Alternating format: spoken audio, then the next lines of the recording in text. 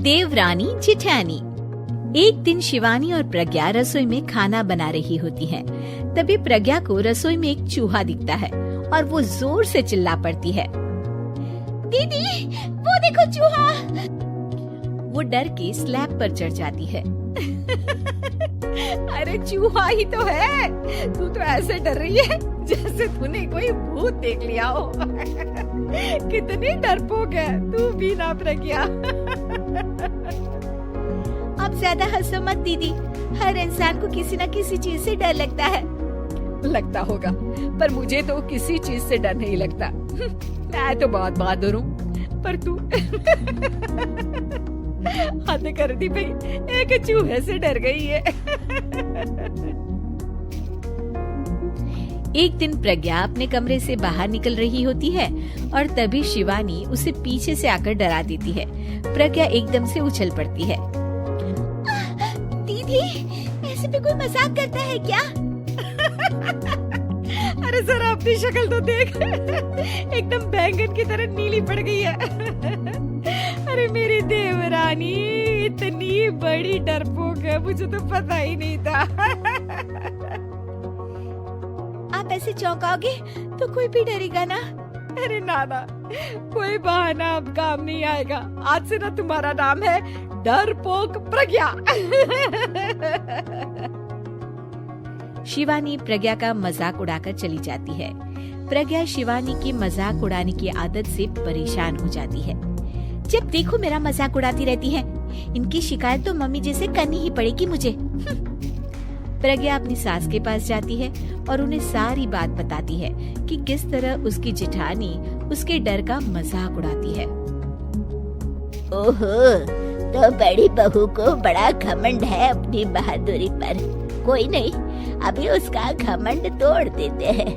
मेरे पास एक तरकीब है छोटी बहू, एक काम कर तू। प्रज्ञा की सास उसे अपनी जेठानी को डराने का प्लान बताती है। ये तो बहुत अच्छा आइडिया है मम्मी जी, क्या बात है। आइडिया सुनकर लग रहा है कि आप अपने बचपन में काफी शरारती रही होंगी मम्मी जी। अब आएगा मजा मेरी बहादुर जेठानी जी को। प्रज्ञा अपनी जेठानी को डराने का एक प्लान बनाती है। रात में वो शिवानी के पास जाती है और कहती है, दीदी मुझे ना बहुत डर लग रहा है। क्या हुआ मेरी डरपोक देवरानी?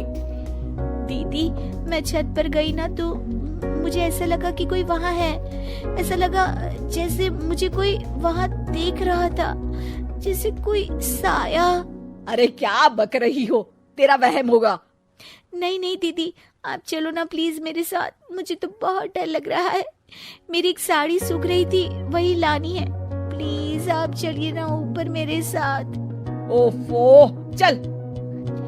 प्रज्ञा शिवानी को बहाने से छत पर ले जाती है और वो उसके पीछे चल रही होती है। ले आ गए हम छत पर। कहाँ है भूत, दिखा, कहीं तो है नहीं। तभी प्रज्ञा चुपके से सीढ़ियों पर छुप जाती है और शिवानी छत पर अकेली रह जाती है। अरे प्रज्ञा कहाँ चली गई? प्रज्ञा एकदम से सीढ़ियों का दरवाजा बंद कर देती है। अब शिवानी को डर लगने लगता है।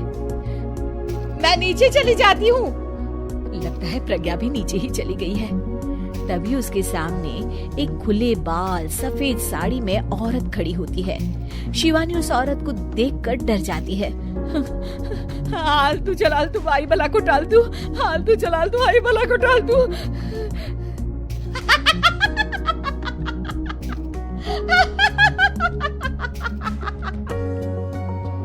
चुड़ैल की हंसी सुनकर शिवानी बुरी तरह डर जाती है।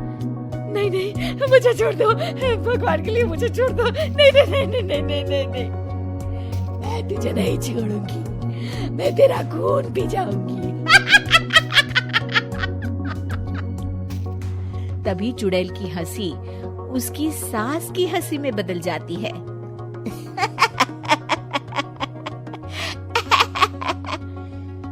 मम्मी जी, ये तो मम्मी जी की आवाज है। शिवानी आँख खोलती है तो सामने उसकी सास चुड़ैल का मेकअप करके खड़ी होती है और प्रज्ञा और उसकी सास जोर जोर से हंस रहे होते हैं। क्यों मेरी बहादुर जेठानी जी, आप तो कहती थी कि आप किसी से नहीं डरती। ये तुमने अच्छा नहीं किया प्रज्ञा। और सासू माँ, आप भी इसके साथ मिलकर। और नहीं तो क्या बहू, तुम अब मेरी छोटी बहू का ऐसे मजाक बनाओगी तो मुझे तो चुड़ैल बनना ही पड़ेगा ना। प्रज्ञा और उसकी सास और जोर जोर से हंसने लगते हैं और शिवानी गुस्से में नीचे चली जाती है।